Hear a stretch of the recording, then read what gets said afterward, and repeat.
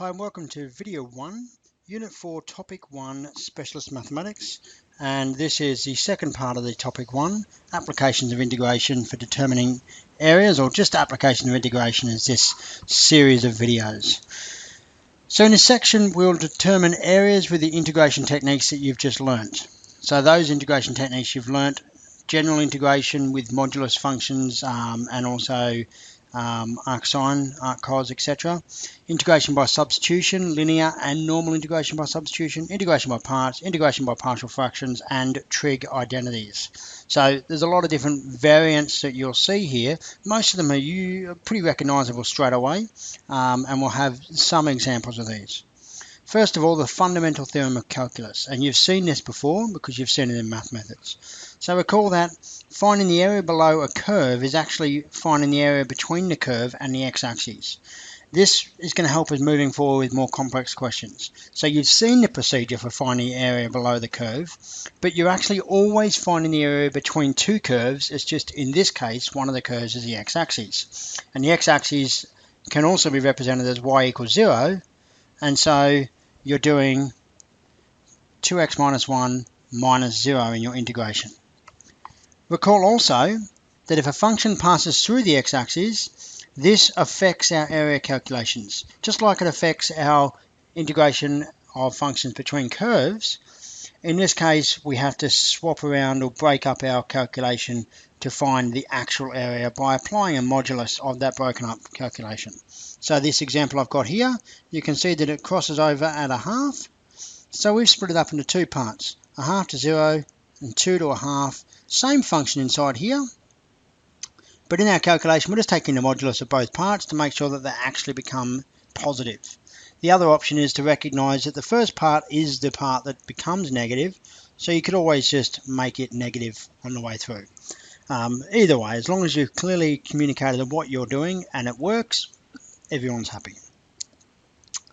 And lastly, given that the integral of f of x equals capital Fx plus c, so that is the integrand is capital Fx, then the integral between b and a of f of x is equal to the integral function of b minus the integral function of a. You know this and you've used it before, but it's referenced sometimes in this form, so I just wanted you to see it and be aware of it. And that capital Fx is a really common representation of the integrand, the thing that is the resultant integral, the thing that results from an integrand being integrated. So let's have a look at two examples for this first part. Example 1. Determine the area bounded by the curve f of x equals 2 cos squared x minus 1 and the x and y axes. So this is pretty easy, particularly with a calculator, but there's still some level of interpretation. If it's without a calculator, you're going to have to solve this equals 0 to find the x-intercept. The y-axis will be your other bound, so x equals 0. So let's go to our calculator here and have a look at what we get. So I'm actually going to go down and use the graphing function here. And inside the graphing function I've got some other stuff which I'll deselect, so you don't have to delete stuff, you can just deselect them as you go. Another little calculator tip. And now down here I'm going to put my function, which I've already forgotten, 2 cos squared x minus 1, so that's 2 cos, oops, didn't mean to do that, x, but I'm going to put that in brackets. This is how I'm going to represent my cos squared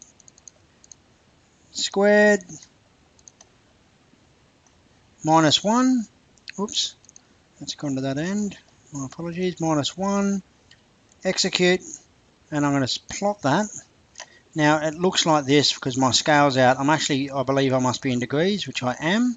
So if I go to my shift setup, shoot down to my angle here and change it to radians, so just be very careful that you're in the right setup, and I'll draw that again.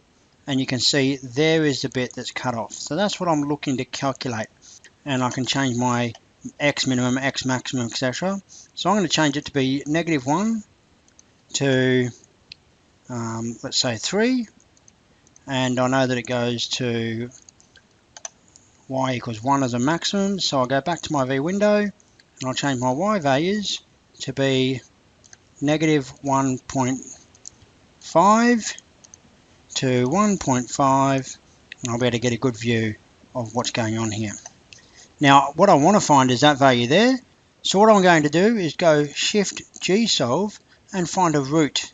A root will give me my x-intercepts, and there's my first one, and the root is at 0.78539, etc, etc, and that turns out to be pi on 4. So I've got that value, or it's pi on 4, and I'm going to use the pi on 4.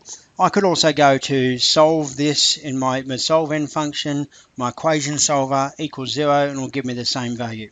So what I'm now going to do is go back to here and calculate the area between pi on 4 and 0 of 2 cos squared x minus 1 dx.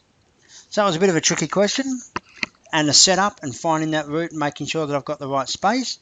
But now I'm just at the evaluation stage and doing that calculation. But of course I have to realize here that this is one of those specialist maths questions, and cos squared x is equal to and I can't quite remember actually off the top of my head, and I don't know whether there's a rearranged version of my formula sheet, so instead I go, I can't quite remember, but I do know this: cos 2x is equal to cos squared x minus sine squared x. That's definitely on my formula sheet, and I can rearrange this to be cos squared x minus 1 minus cos squared x. So you can find all these values if you need to. Cos squared x minus 1, which means that cos squared x is equal to a half of cos 2x plus 1. So I'm going to put that in instead.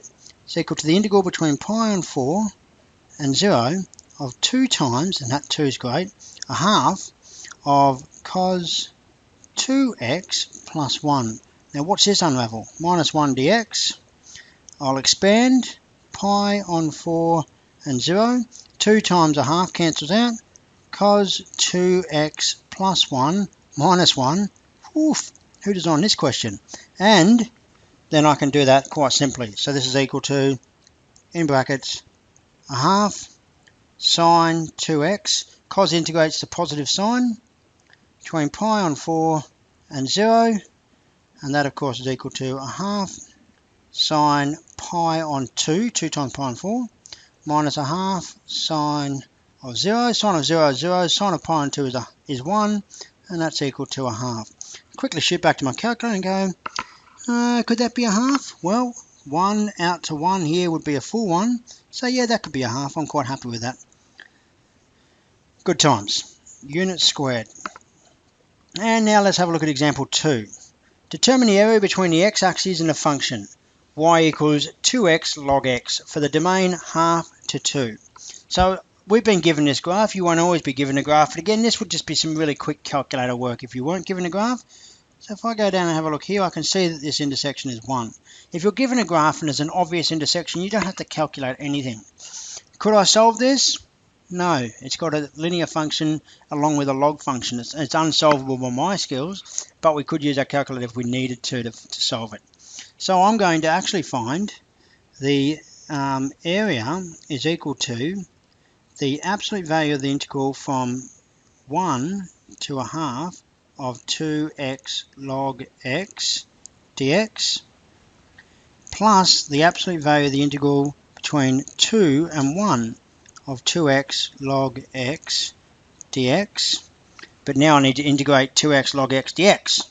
So I might just do this over here, and sometimes this is the best way to organize yourself. I've got a diagram in a way, but you might just do it in 2 columns and just sort of like have a breakout space. I'll just shoot a little arrow across here and go, I'm going to do this calculation over here, and then I can do the actual calculation with the terminals over there. So 2x log x dx, I recognize that as integration by parts.